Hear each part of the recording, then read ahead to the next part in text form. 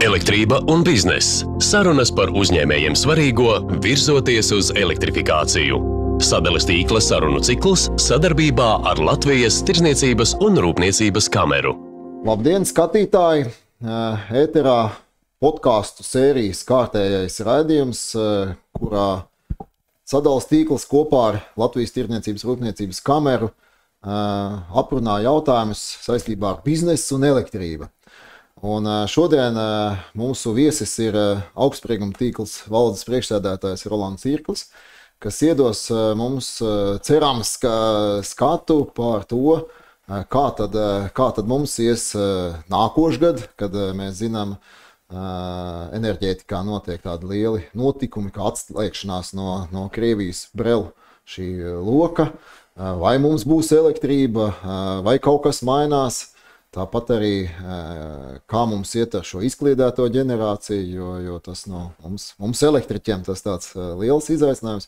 Varbūt uzņēmējiem ir jaunas biznesa iespējas šajā visā stāstā.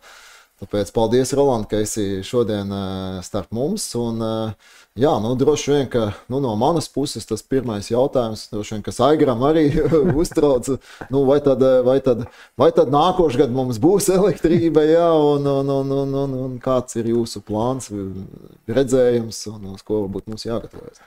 Jā, sinhronizācija ir tāds lielākais neatkarības projekts enerģētikā Baltijā, kāds ir pieredzēts. Mums ir bijuši S-Link 1, S-Link 2, Lietuvas-Zviedrijas savienojums, Litpolinks, kas mums ir savienojis arī Lietuvu un Poliju. Bet tā sinhronizācija būtībā ir tas tāds tā kā lielākais, nozīmīgākais un tāds fināla notikums pilnībā atvienoties no Krievijas-Baltkrievijas sistēmām un pievienoties kontinentālās Eiropas sistēmām. Kāpēc tas tāds un neatkarības viedokļi arī simboliski varētu teikt, ir Ukraina arī to jau ir izdarījusi, paspējusi to izdarīt pirms mums.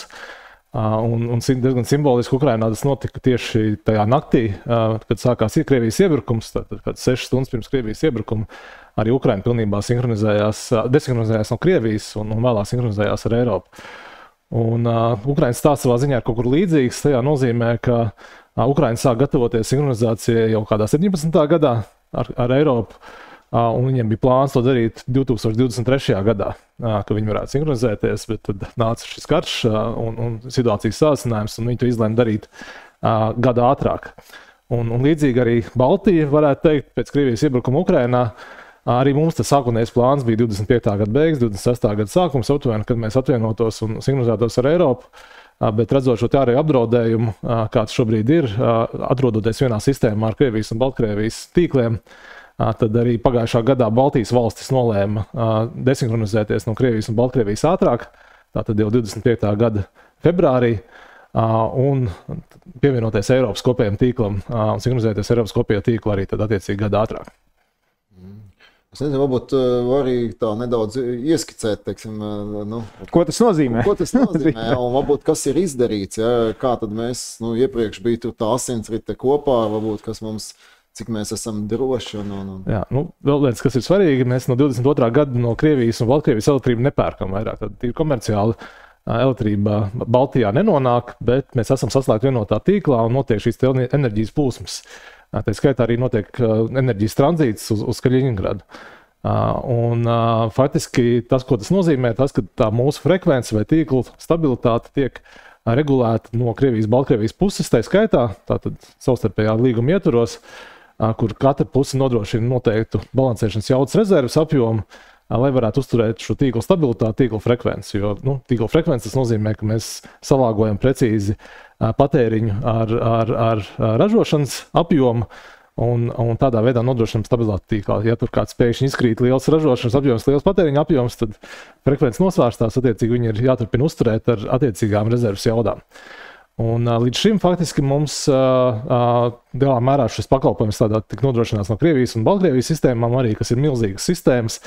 Un attiecīgi tādā milzīgā sistēmā ir relatīvi viegli šo te frekvenci uzturēt. Tas tā kā apdrošinātājiem, ja te ir baigais tāds pūlis, ja tad tas viens tur tas augšā vai lejā mīnus vai plus tā kā izšķīst un nejūt. Tieši tā. Savukārt pievienoties Eiropas sistēmai, kas arī, protams, ir ļoti liela sistēma, tur mēs būsim savienoti vismaz sākotnēji ar vienu savienojumu, Lietuvas-Polijas savienojumu, kas nozīmē, ka mums būs jābūt arī pastāvīgā gatavībā spēt strādāt arī saules režīmā. jo, teiksim, ar Krieviju, Baltkrieviju šobrīd Baltiju savieno 9 savienojumi, tad ar kontinentālu Eiropu vismaz sākuma posmā mums savienos tikai viens. Nākotnē ir paredzēts arī vēl viens savienojums ar Lietuvu, Poliju, bet vismaz šajā sākuma posmā mums būs jābūt gataviem jebkurā brīdī pārēt savas režīmu un pilnībā Baltijā balansēt savu sistēmu pašiem. Somija, Igaunija, tas kaut kas cits? Somijā tur ir tātad S-Link 1, S-Link 2, kopā 1000 MW 2 savienojumi, tāpat ir 700 MW savienojums ar Lietuvai, ar Zviedriju. Tie ir ļoti labi vērtīgi savienojumi, kas ir ārkārtīgi nepieciešami arī no sinhronizācijas viedokļa, bet ar viņiem tiešā veidā nesinhronizējās, jo tie ir līdzstrāvas savienojumi, tie ir zemūdens kabeļi, attiecīgi katrā krastā ir apakšstacija, kas līdzstrāvu pārveido maņstrāvā, un maņstrāvas savienojums ir tas, ar kur sinhronizējās. Tad, lai uzturētu vienādu frekvenci abās robežu pusēs, ir jābūt šim te maņstrāvas savienojumam, un tāds šobrīd būs tikai viens starp Poliju un Lietuvu. Bet šobrīd notiek aktīvs darbs pie otra savienojuma, kuram ir arī skanīgs nosaukums Harmony Link. Tas ir daļa no kopējā sinhronizācijas projekta, un sākotnēji šis savienojums bija plānots pa jūru, arī kā jūras kabelis. Tad tagad, ņemot vērā izmaksu apjomu un dažs ekonomisks aprēķins, ir tomēr nolēmts to laist pa sauszemi, kas ir atkal ļoti labi, jo no tādas sinhronizācijas viedokļa šis sauszemes kabelis ir daudz labāks. Un izskatās, ka tas arī no izmaksu viedokļa ir lētāks un no ieviešanas ātruma arī ātrāks. Tā, to mēs arī varam sagaidīt aptuveni 29. 30. gadā. Šobrīd tās prognozes, ka šāds kabelis arī varētu darboties, kas tad vēl vairāk paaugstinās šo te apgādes drošumu, samazinās iespējas, ka mums būs jāpāriet strādāt saules režīmā. Elektrība un bizness. Sarunas par uzņēmējiem svarīgo, virzoties uz elektrifikāciju. Aigar, tev kā neelektriķim es aicinu, kad nākošais brauks ar mašīnu uz Eiropu, mēģina atrast to Lietuvas, Polijas līniju, ja viņi tur pat visu laiku tur tā kā ap tiem suvalkiem tur iet. Man bija šoks īstenībā, ka es skatījos, kāds viņiem tur tas koridors, tas, kā līnijas, kā viņi tur tīra un tā tālāk, un tas paradoxālākais, ka līnijas viņi tur netīra. Faktiski tur nav meža izciest, jo tā līnija ir vienkārši visam pāri, ja, tāds... Kur pāri mežam viņi tur iet, jā? Un tur, mēs tur tā kā piekabināsimies, jā? Mēs jau esam piekabināsimies, tur kaut ko pārstājas, kaut kāds tur kloķis, jā, kā neelektriķis, jā, es saku. Jā, pats sinhronizācija arī tas tāds tehnisks process, kurš mums ir izplānots. Pirmkārt, mums ir jāsasniedz noteikti atbilstība pret Eiropu. Tur ir tāds liels pasākumu katalogs, kurš mums jāievieš, un mēs uz šodienu esam ieviesuši aptuveni 75% no visām prasībām. Tikko kā bija jūnijā tāds ārējais novērtējums par to līmeni. Tāds gala novērtējums mums būs kaut novembrī, decembrī, aptuveni gadu nogalē. Kad tad Eiropa tos tagad pilnībā novērtējam zaļo gaismu, teiks, ka jā, jūs esat gatavi, un mēs esam gatavi ar jums savienoties.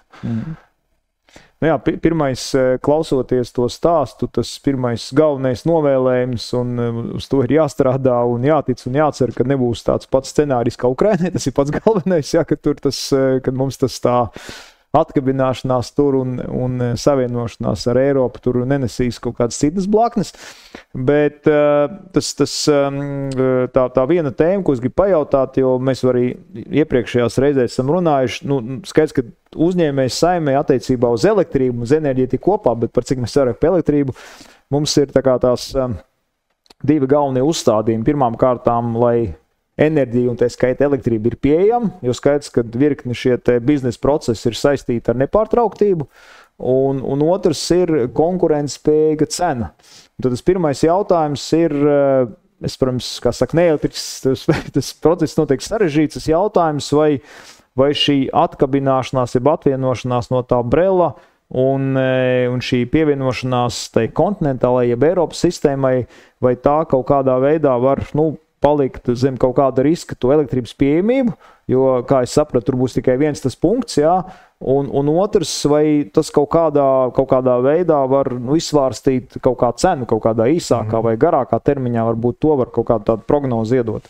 Jā, pirmais par to drošumu, tad faktiski atrašanās vienā sistēmā ar Krieviju, Baltkrieviju mūsu ieskatā šobrīd ir daudz nedrošāks risinājums nekā būt pašiem noteicējiem, būt savienotiem ar Eiropu un pašiem regulēt šo frekvenci, jo jāapzinās, ka kaimiņš austrumos ir absolūti neprognozējams, un attiecīgi gaidīt kaut kādu brīdi, kad viņi mums izdomā atslēgt vai vēl kaut kas, tā kā paļauties uz to, ka viņi mums šo pakalpojumu vai uzturēs to frekvenci mums kā ierasts, ilgstoši nevajadzētu. Līdz ar to tā atvienošanās pat par sevi ir drošuma paaugstinājums mūsu izpratnē, tādā veidā mēs kļūstam drošāki. Tā otra lieta ir, ka, lai mēs patiešām būtu droši, arī strādājot gan savienot caur Poliju, gan iespējams kaut kādos brīžos, kad tur ir remontā pārodas savienojums, vai plānotā vai neplānotā, tad attiecīgi mēs Baltijā ļoti daudz investējam šobrīd tajā drošuma paaugstināšanā, lai spētu nodrošināt šo tīklu stabilitāti. Vienas investīcijas ir tā saucamie sinhronie kondensatori, kompensatori. Tie būs 3 katrā Baltijas valstī. Varēja mājā redzēt, kā Latvijā ierodās pirmais no tiem, kurš tiks uzstādīts, jau ir uzstādīts Grobiņā un tiks ieslēgts darbā šī gada beigās. Tā, tie ir tādi inerces nodrošinātāji, kas spēj uzturēt inerces to frekvenci un sistēmas stabilitāti. Otras lielas investīcijas, kuras mēs Latvijā veicam, ir uzkrājušās baterijas, 80 megawatu jaudas ar 160 megawattstundu ietilpību. Tātad šīs baterijas arī mums nodrošinās nepieciešamās balansēšanas rezerves pirmajos gados. Un tādā veidā, ja mums viss būtu jāpērk tirgu, tad tas izmaksātu krietni dārgāk, par cik mums būs šīs baterijas, mēs to varēsim krietni lētāk. Tā mūsu aplēs ir, ka tādā veidā mēs ietaupīsim apmēram 20 miljonus eiro, tātad arī ietaupīsim iedzīvotāju uzņēmēju maksājumus par elektrību šādā apmērā 20 miljonu eiro gadā, pirmajos gados pēc sinhronizācijas. Tā kā, tie ir tādi lielie projekti, kurus mēs šobrīd realizējam, lai paaugstinātu drošumu. Bet es arī pieminēt, kad mēs runājam par projektiem, tad uzreiz rodās jautājums, bet tie jau arī kaut ko maksā, vai ne? Un kā tie ietekmē tarifu. Un te atkal ir labais stāsts, ka 75%, aptuveni 75% no šiem sinhronizācijas projektiem tiek finansēti par Eiropas Savienības fonda līdzekļiem. Tad vēl ļoti nozīmīgu daļu mēs finansējam no sastrēguma vadības ieņēmumiem, kuri arī neiet nolietojamā tarifa aprēķinā. Līdz ar to faktiski tas sinhronizācijas projekta ietekme uz tarifu ir zem 1%. Tīrā kapitāla izmaksu ietekmē, nolietojuma ietekmē, tā ietekme ir zem 1%, kas ir ārkārtīgi niecīgi. Tā kā pret tiem ieguvumiem, ko mēs saņemam, drošuma aspektā un to naudu, ko mēs tur ieguldam, vai ko maksās patērētāji par to, tas ieguvumu izmaksu attiecība ir ļoti laba. Okay. Es sapratu, ka tie divi tā ierīces, kas tika novietot, kur tur Grobiņā un tie uzkrājošie, viņi ir savā ziņā kā tāds amortizators, ja gadījumā ar to jauno savienojumu tur kaut kāds remonts vai kaut kas, ka viņi kaut kā balansē to, ja gadījumā, kas notiek. Tas ir tas pamat viņa funkcija. Ja? Balansēšana būs vajadzīga. Nevis balansēšana, bet ja tur kaut kas ar to savienojumu, kaut kas ne tā, tad tad viņi tā kā kompensē. Tas ir tas viņa galvenais. Viņi darbosies abos variantos. Gan, kad ir savienojums, gan, kad nav, jo to tīklu balansēt vajadzēs jebkurā gadījumā. Pēc tam, kad mēs būsim sinhronizējušies ar kontinentālu Eiropu, tad faktiski mums būs vajadzīgs pat pilnībā jaunas jaudas, kādas iepriekš Latvijā balansēšanā nav piedalījušās. Ja šobrīd faktiski mēs iepērkam tikai manuālās rezerves, tādas, kuras ir jāpalaiž mēram 5 minūšu laikā pēc tam, kad ir parādījusies tāda nepieciešamība, tad mums būs tagad vajadzīgas arī automātiskās rezerves, un būs vajadzīgs jaudas noturēšanas rezerves, kurām ir jāpalaižās dažas sekundes laikā. Cita sistēma kaut kāda, cits algoritms. Daudz atbildīgāk jāregulē, bet te atkal ir labais stāsts. Mēs Baltijā veidojam kopīgu tirgu šīm jaudas rezervēm.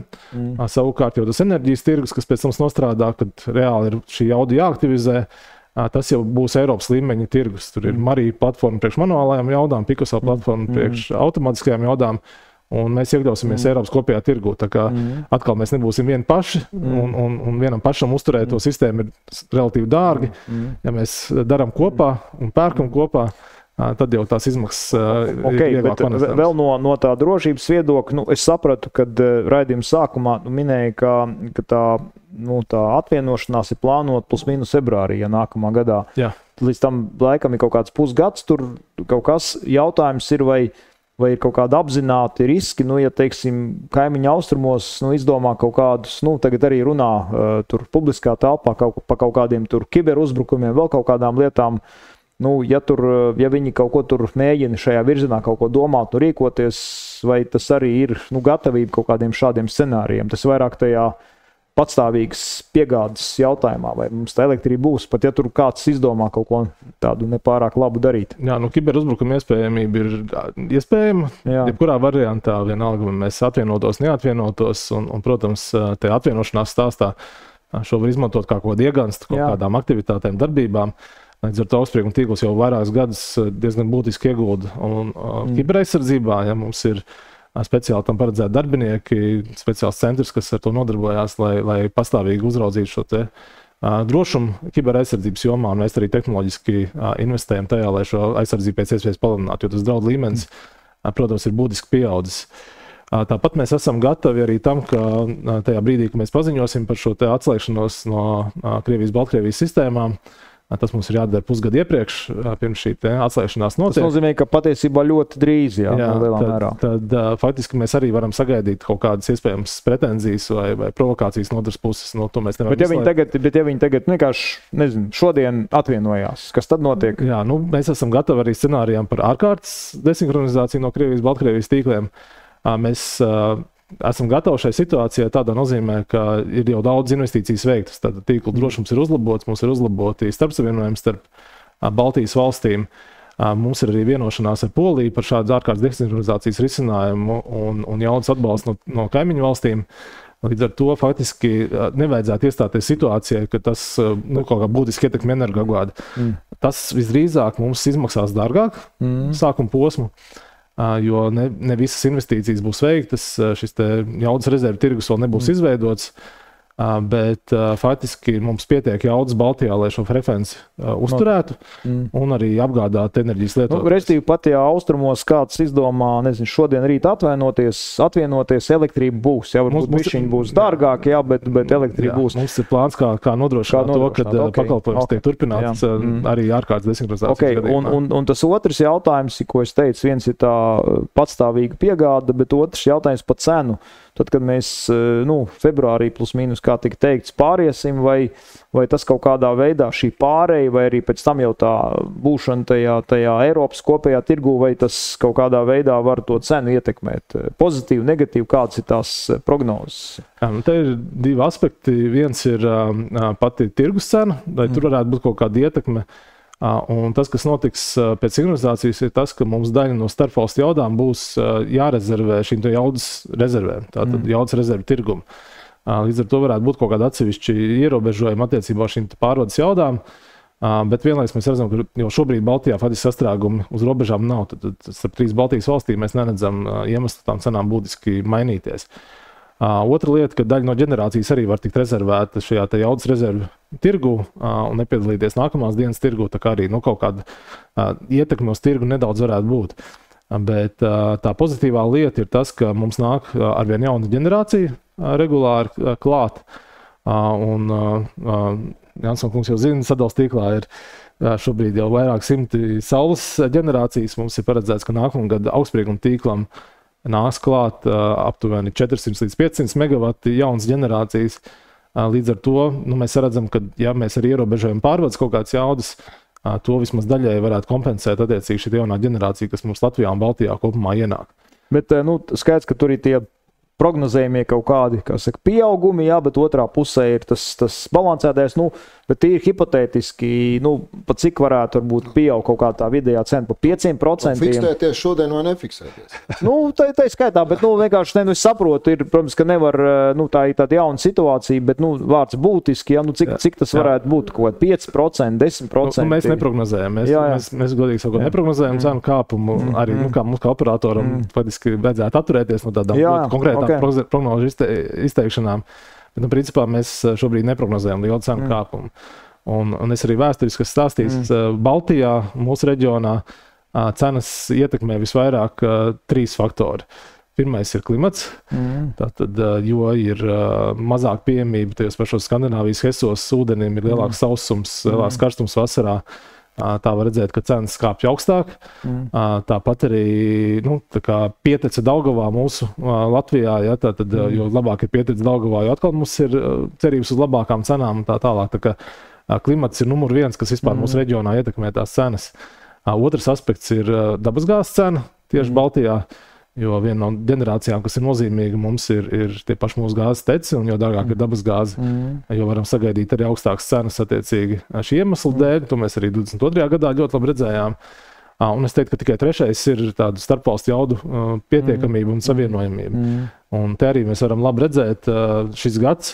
Estlink 2 nestrādā no janvāra, un ziema un pavasars bija ļoti labvēlīgi mums pašu ģenerācijai. Un bija pat brīži, kad mums bija labāka cena nekā Somijā.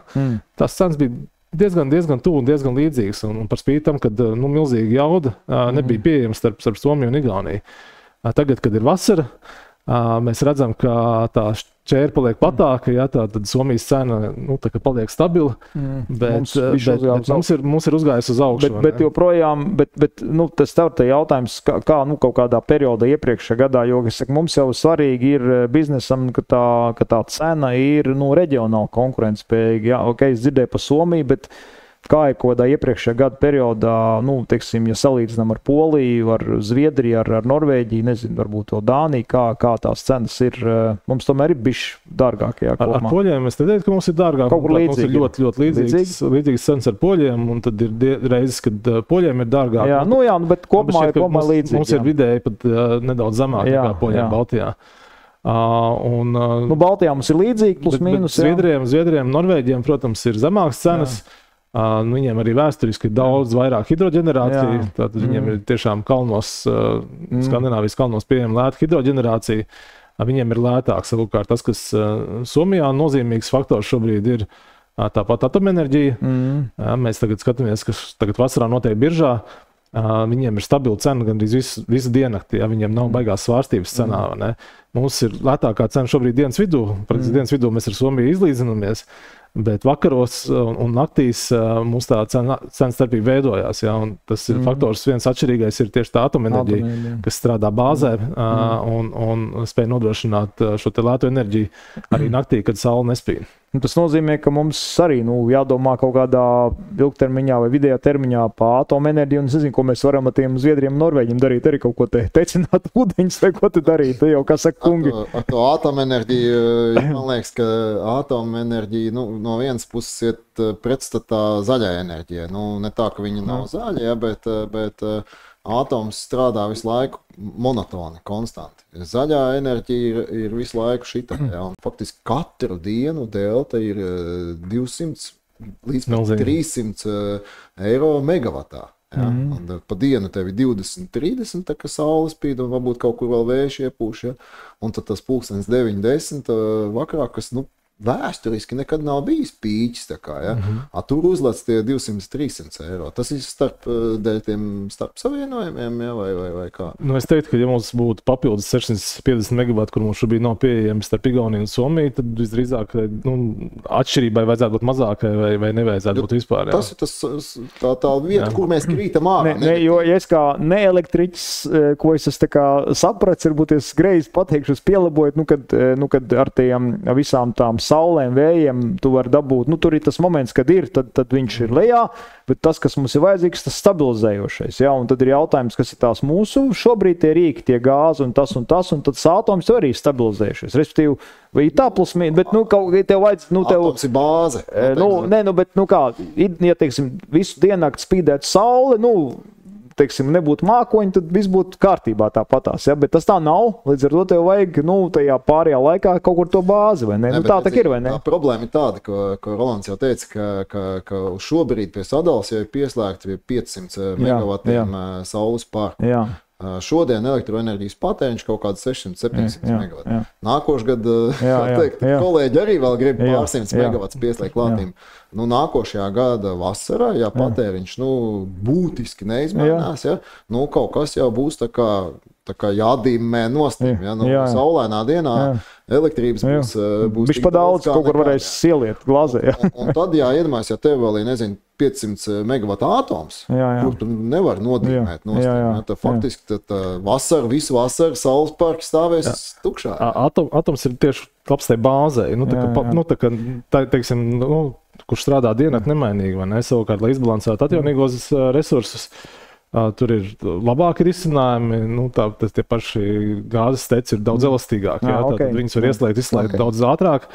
Un tad nāk jaunās tehnoloģijas, nāk iekšā šīs uzkrājušās baterijas. Tas ir jautājums par uzglabāšanu. Uzglabāšana nāk iekšā, pieprasījuma elastības risinājumi. Bet tā uzglabāšana jau var teikt, ka viņi jau tā kā strādā. Tad jautājums ir, ja viņas nāk iekšā, tas nozīmē, ka to sauli jau var lielā mērā uzglabāt, ja tomēr vēl nē. Kā tas ir? Respektīvi, taču ir tomēr tie saules paneļi salikt.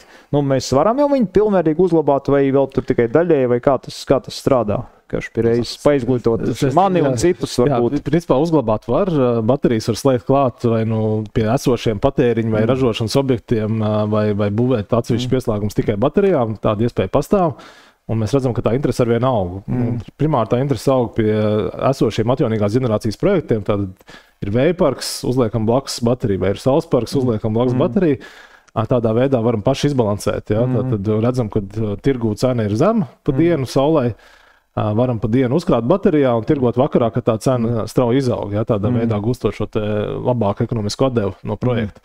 Tā kā tādas iespējas pastāv, un tas, kas būs pēc sinhronizācijas no nākamā gada, tas tirgus kļūs vēl interesantāks. Jo šobrīd faktiski tu var vairāk spēlēt arbitrāžā pret tirgus cenām, tad baterijas ir tās, kas var ļoti labi ierakstīties šajā balansējošajā jaudu tirgu. Jo baterijas ir ātri palaižamas, tad viņas var būt šī automātiskā rezerve, kas ir dārgāka. Un attiecīgi tad ar šo bateriju jaudu var startēt attiecīgi šajā balansēšanas jaudu tirgu un gūt vēl labumu no dalības šajā tirgu. Un tā ir iespēja arī uzņēmējiem strādāt. Svarīgi sadzirdēt, jo mums ir meklējiet baterijas. Kaut kur pa kabatām. Tajās maziņās nevar kaut kā dabūt iekšā tajā A4, vai kā viņš tur saucās. Tas, kas mums interesē, ir, protams, mēs esam gatavi slēgt darījumus par to, kuram ir 1 megavats, kurš var 1 megavatu uz augšu vai uz leju šo jaudu tīklā iedot vai paņemt no tīkla. Un līdz ar to, tādi lielāki spēlētāji droši vien ir pirmajās rindās, bet nākotnē ir tajā, ka noteikti attīstīsies agregācijas pakalpojums, kas nozīmē, ka sistēmas dalībnieki, kuriem ir mazākas jaudas, tur nav varbūt tas 1 megavats, viņus kāds cits tirgus dalībnieks var agregēt. Ja? Un tādā veidā... viņš uzkrāja pat blakus iedot. Jā, vienam 100 kilovati, otram 100 kilovati, un tādu salas kopā, un tu jau nonāc līdz megavatiem. Elektrība un bizness. Sarunas par uzņēmējiem svarīgo, virzoties uz elektrifikāciju. Tu esi pieslēgts kaut kādam virtuālajam subjektam, kas tev pie kaut kāda pieprasījuma izslēgs tavu leduskapu. Jā.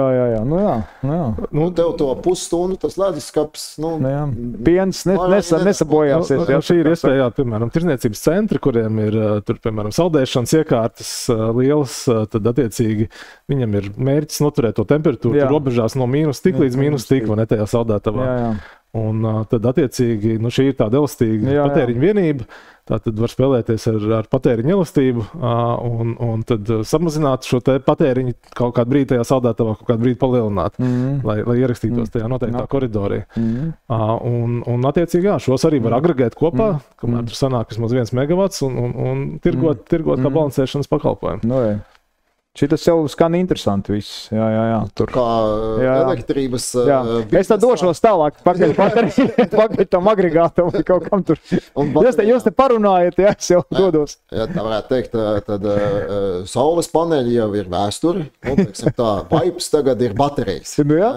Un droši vien nākošais vibes nākotnes ir šis agregātors, kas tad nāks un tev būs deals, ka tev, tev skolai tur apgaismojumi nodīmēs. Bet Klau, Roland, man tevi nomierināja, tad mums nākošais gada elektrība būs un nebūs baigi dārgā.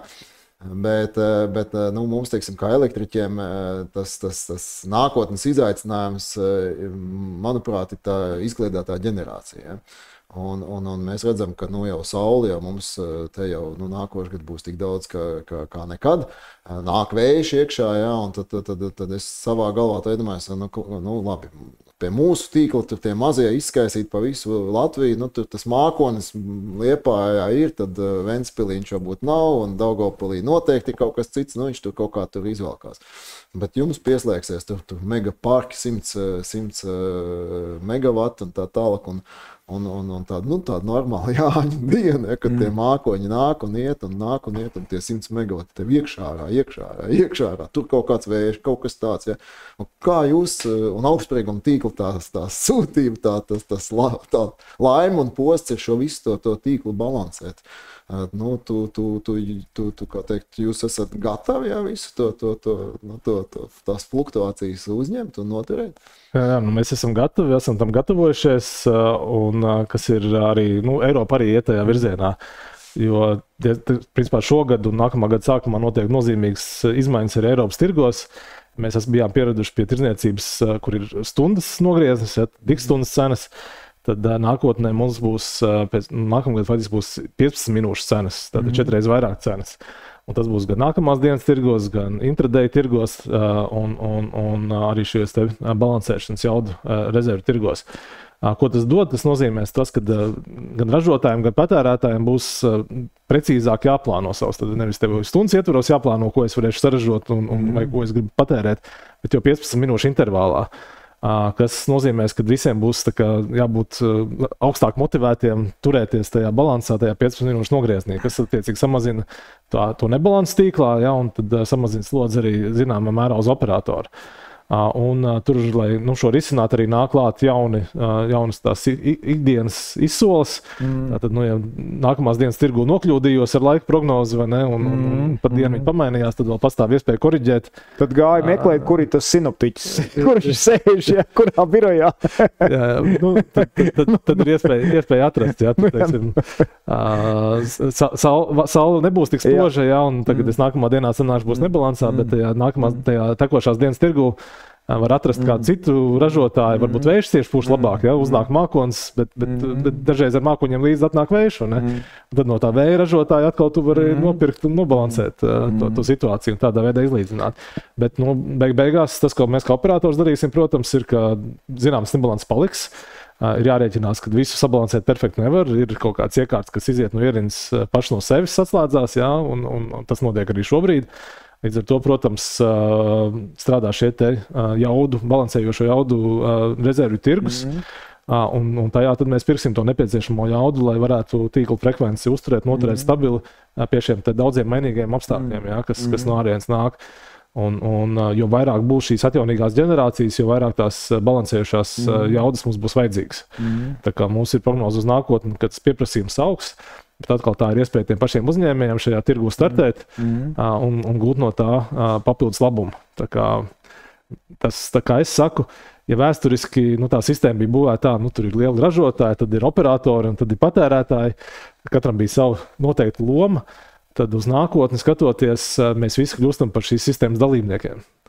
Un katram no mums ir iespēja līdzdarbojoties dažādi, gan palīdzētai sistēmai, gan gūt no viņas dažādā veidā. Vai ietaupīt, vai arī nopelnīt, kuram gan arī abus divus. Bet jo aktīvāk mēs kā dalībnieki būsim, jo labums būs visiem. Protams, man kā individuāli, gan arī sistēmai kopumā. Tā kā ir tā kaut kāda elektrības pratība jaunā, ja? Kaut kā tā. Šito es gribēju tieši pieminēt, jo manuprāt, protams, tu var tā, kā teikt, būt drošs un paņemt, teiksim, tādu fiksēto, bet, zin kā, fiksētais vienmēr, fiksētajā cenā ir kaut kāda, drošības iekšā, ja. Un loģiski, ja, tev jāsaprot. Bet, tad, ejot ārā šajā nedrošībā, tu var, īstenībā tajā izkliedētās ģenerācijas, zaļās ģenerācijas tās tā diezgan daudz vinnēt, ja tu māki, ja. Un tā mana tā pēdējā mēneša novērojuma par to cenu, ja, nozīmē, ka nedomājas, ka tev vai nu tu maksāt 300 eiro par to pašu lietu, vai 20 eiro. Vienas dienas laikā. Jā, bet uzņēmējiem diezgan labi, jo tagad tā labākā dienas vidū, tad, kad ripas griežās. Tur, protams, dažādām industrijām, bet tur atkal tas stāsts, ja to visu saprot, tu jau arī var koriģēt katās ripas griezti, un tas viss sevi tas stāsts, ka tu attiecīgi zinot to visu, kā tas strādā, tu var to savu biznesu vismaz maksimāli piekoriģēt tam stāstam. Tas ir tā elektrības pratība, kas gan iedzīvotāja līmenī, gan uzņēmēja līmenī. Tas ir tas stāsts, par to vienkārši ir jādomā un jārīkojās. Tā kā visi tie, kas skatās un klausās, rekur, kā saka, biznesa idejas, tā kā saka, jā. Tā kā, izaicinājumi jums, mums... Izaicinājumi, bet iespējas, jā. Tā kā uzņēmējiem arī es tiešām aicinu, ka viens ir šīs iespējas izmantot, būt energopratīgākiem un sekot līdzi, jo tā 20 vai 300, liela atšķirība. Kāda varbūt bez desinhronizācijas, kāda ir, augstsprieguma tīkla, tādi nākošie lielie izaicinājumi? Vēl viens liels izaicinājums šobrīd ir atjaunīgo resursu pieslēgšana tīklam. Tad mums ir aptuveni 50 aktīviem pieteikumiem, kurus mēs apstrādājam. Lielākā daļa no tiem ir saules ģenerācija, bet šobrīd liela daļa projektu arī hibridizējas. Tur nāk klāt vai baterijas, vai arī ir intereses par vēju.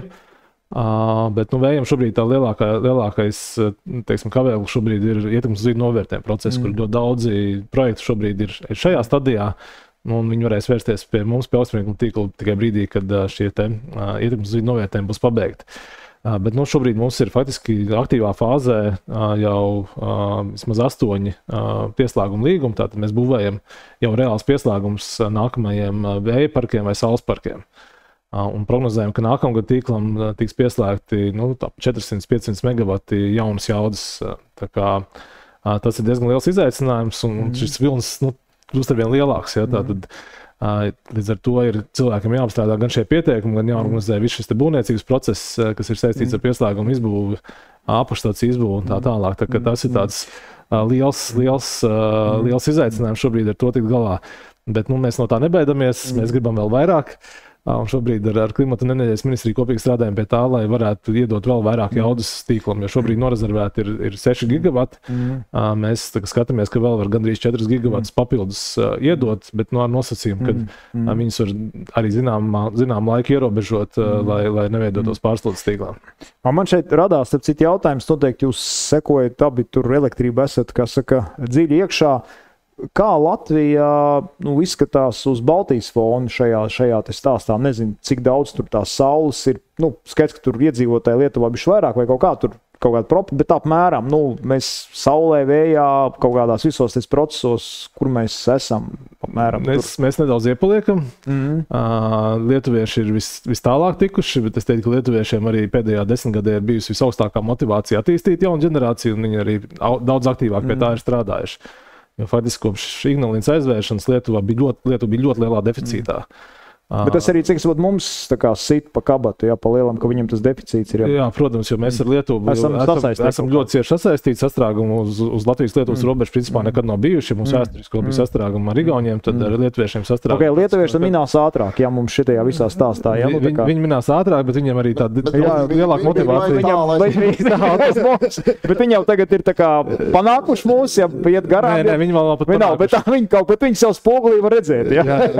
Mēs sākam redzēt. Ja viņi bija pirms abi aiz līkuma, tagad viņi jau spogulī parādās. Viņi tur priecājas, ka viņi tur sasniedz apmēram, kad tu līdz sasniegs, ka pusi no savas patēri viņi paši var noģenerēt, un viņiem tas milzīgs sasniegums. Ja? Latvija pagājušā gadā saražoja gandrīz 90% no tā, ko mēs patērējam, no tā apjoma. Tā kā mēs viņam joprojām esam diezgan tālu priekšā. Un Igauniem viņiem nedaudz līdzīgi, viņiem varbūt nav tik liels izmisums bijis no tā jaudu pietiekamības viedokļa. Bet viņiem ir liela daļa no pieejamās jaudas sastāda šīs vecās deflānekļu stacijas, kurām ir skaidrs, ka tās arī ilgtermiņā nevarēs tādā veidā darboties. Un tādā ziņā mēs ar saviem teciem esam vidēji draudzīgāk un modernāk apgādāt ar jaudām. Līdz ar to, Latvijā tas spiediens nav bijis tik liels. Protams, arī OIK beidīgais stāsts nav nācis par labu jaunu ģenerācijas jaudu attīstībai. Tur tik savulaik, protams, pieļauts kļūdas saistībā ar OIK. Bet vienā brīdī tas nozīmē moratoriju jaunu atbalstu mehānismu sniegšanai, un faktiski tie, kas bija paspējuši tās atļaujas saņemt, vēl kaut ko uzbūvēja, bet jaunas jaudas faktiski pēc tam Latvijā neradās. Un tagad faktiski ar tirgus signāliem, ar cenas signāliem, kad cena pēc 22. gada strauji ir pieaugusi, un tehnoloģija cena ir samazinājusies, tad ir parādījušies tādi reāli cenas tirgus signāli šīs jaudas attīstīt. Tas viss aiziet tādā veselīgā formātā, nevis tādā, kā saka, mākslīgi uzbūvētāji, tā var teikt. Tā kā, ja skatāmies pēc vēja un saules jaudām, mēs šobrīd no Lietuvas un Igaunijas atpaliekam, Bet, ja mēs skatāmies pēc tāda kopējā ģenerācijas portfeļa, mēs vismaz pagājušā gadā bijām Baltijas čempioni, joprojām pēc skatoties, cik mēs saražojam pret mūsu patēriņu. Un cena vidēji, ja mēs pastamies kaut kādu, gadu, divus, mums cena elektrībā Visā Baltijā ir vienādi, jo faktiski šie savienojumi šobrīd ir pietiekami. Un attiecīgi mēs tas nozīmē, ja mēs ņemam kopumā, tad, ja mēs taisam fotografiju, tad, šī stāstā mēs nesam labāk. Pat, teiksim, ja cena vienāda, bet mums ir jaudas pašiem lielāks, tad mēs šī stāstā esam pat labāk par Baltijas kaimiņiem. Es piezīmētu, būt Rolandam klātiem, ka mēs esam ļoti labi tajā balansējušies. Faktiski vislabākie. Un mēs pat esam zaļi balansējuši. Mums ir Daugavas kaskādi, kas var zaļi nobalansēt šo vēju un saules enerģiju. Un plus arī tec, šodien viņa ir nosacīta, varbūt nav zaļa enerģija, bet ja mēs veiksmīgi attīstam kaut kādus biometānus un tā tālāk, viņa īstenībā var kļūt arī zaļa. Jā, Dagslā neko tu zaļu nepadarīs, bet gāzi vēl var zaļināt. Jā. Un šeit Igaunija jābūt labs piemērs par to atomelektroenerģiju arī. Ja? Igaunija, droši vien, ka no Baltijas valstīm ir tas atomenerģijas subjekts numur 1, jo viņiem ir liela šī degslānekļa ražotne, kas nosac šo bāzi. Tiesa gan viņiem saules un vēja ģenerācija arī ļoti ienākus, kas jau varbūt to atomu nedara tik pievilcīgi. Bet atoms arī attīstās, manuprāt, arī tie jaunie tehnoloģija attīstītāji, viņi skatās, kā to atomu elastīgāk padarīt. Tur mazākas stacijas kaut kā, tur arī viss tas ir kaut kā ātrāk, mazāk, ka tu vari tā, kā saka, negluži dzīvoklī atomu stacija, bet kaut kā tur, tas, tā kā, kādreiz bija šitādi mobilie telefoni, tagad viņi tādi skaidrs, ka tas viss tehnoloģijas jau visur iet uz priekšu, kaut kā tā. Un droši vien, ka izkliedētās ģenerācijas akumulējušās šīs tehnoloģijas, līdzīgi arī kā pa elektromobīļiem. Mēs gaidām to elektromobīli, kur varēs tā kā kondensātoru iesprost sekundē, uzlādēt un braukt dienu. Bet kurā gadījumā tā interese Latvijā arī ir ļoti liela par atjaunīgiem ģenerācijas projektiem. Ja? Tātad, kā jau es minēju, 6 gigavati šobrīd ir norezervēti tīklā jauniem pieslēgumiem. Protams, ir zināms skepse par to, cik reāli no viņiem tiks realizēti, jo tajos pašos saules parkos, ja tas ir tīrais saules parks, jo vairāk tā saules būs, jo dienas vidū, kad tā saules spīd, tā cena ies ar vien zemāk. Līdz ar to es domāju, ka daļai no projekta vienkārši neatradīsies finansējums, jo tie nebūs tik lidojoši. Bet tad joprojām te ir liels vēja potenciāls, un Latvija nākotnē tiek uzskatīta par tādu potenciāli eksportējošu vietu. Vispār Baltija kopumā tiek uzskatīta par tādu eksportējošu vietu. Jo mums ir gan gara krastlīnija, kur var atkrastes vējparks būvēt. Mums ir nepārāk apdzīvotas zemes Baltijā, ja mēs salīdzinām ar Rietumu Eiropu. Līdz ar to mums ir arī potenciāls, kur izvietot vēja un saules parkus. Un tad, principā, tāda Vācija skatās uz Baltiju kā potenciāli eksportējošu vietu. Un šobrīd ar Vāciju tiešām notiek aktīva sadarbība, plānojot potenciāli nākotnes savienojumu, saucamo Baltic Wind Connector. Jo viņi ir ieinteresēti savienoties un nākotnē potenciāli pirkt no mums enerģiju. Okay. Varbūt laiks ir nepielūdzams, iet uz priekšu mūsu sarunai arī kaut kad jāliek ir punkts. Rezumējot droši vien, ka stāstu, tad var būt mierīgs, kad martā nākamgad elektrība visticamākais būs. Nemaksās pārāk dārgi. Labais stāsts ir, kad droši vien, ka kondicionieris jau uz nākošo gadu varat droši pirkt, jo vasarā elektrība saulainā dienā, kā šodien ir ārā, nemaksās visticamākais gandrīz, ka neko. Un tad, kad būs jāsaldē, tad varēsim saldēt uz nebēdu. Un varbūt, Roland, tev kaut kāds novēlējums uzņēmējiem par enerģētiku, kaut kāds nākotnē skatoties, ko mums ko vajadzētu varbūt likt aiz auss, varbūt par ko padomāt, kas ir tāds tavs skatījums, kas mums kā sabiedrība, kā uzņēmējs varētu no enerģētikas tuvākajos laikos. Ja es būtu uzņēmējs, tad mēģinu iejusties uzņēmēju kurpēs un skatoties tos nākotnes izaicinājumus un iespējas. Es teiktu, ka diversificēšanās ir tas vārds, manuprāt, kas palīdz nodrošināties ar vislabākajām iespējām. Un, manuprāt, daudz uzņēmumu jau to šobrīd dara. Tātad kļūst par sistēmas pilnvērtīgiem dalībniekiem. Nevis vienkārši patērētājiem, bet skatās, kā viņi var kļūt par dalībniekiem. Ja? Un, ja te ir ražotne, tad varbūt uzlikt pašam savu ģenerāciju blakus, varbūt vēl viņu papildināt ar bateriju. noekipēt sevi ar dažādiem risinājumiem, kas gan uzlabo apgādes drošumu, iespējams, kaut kādu brīdi pat var darbināt savu rūpnīcu, pat notiek kāds elektrības atslēgums, ko mēs nevaram 100% izslēgt, ja kaut kāds iespējas pastāv. Un izmantot tās iespējas, ko sniedz tirgus šajā situācijā, ja, kad cenas ir 20 un 200, nāk balansēšanas jau tirgus, tā kā būt drosmīgiem, kļūt par sistēmas pilnvērtīgiem dalībniekiem un izmantot visu, ko šī jaunā sistēma sniedz. Ok, super, paldies. Kā saka, kolēģi, klausaties un ietaupat, taisat biznesu un tā tālāk. Kādreiz mums bija vienalga kāds telefons, ja tagad mums ir gadžeti jāmācās, ja tāpat droši vien, ka enerģētika jāmācās, jāsako līdzi. Liels paldies, Roland, ka piedalījies, atradi laiku, tā kā kļuvām nedaudz energozinošāk atkal un, dārgie skatītāji, turpiniet sekot mūsu podcastu sērijai un nākošajā raidījumā droši vien sasīsim atkal kaut ko interesantu par enerģētiku, uzņēmējdarbību un kā tas mūs visus ietekmē un kas būs jauns un ar ko mums jārēķinās. Paldies, ka skatījāties, uz tikšanos nākamreiz. Elektrība un bizness. Sarunas par uzņēmējiem svarīgo, virzoties uz elektrifikāciju. Sadales tīkla sarunu cikls sadarbībā ar Latvijas Tirdzniecības un Rūpniecības kameru.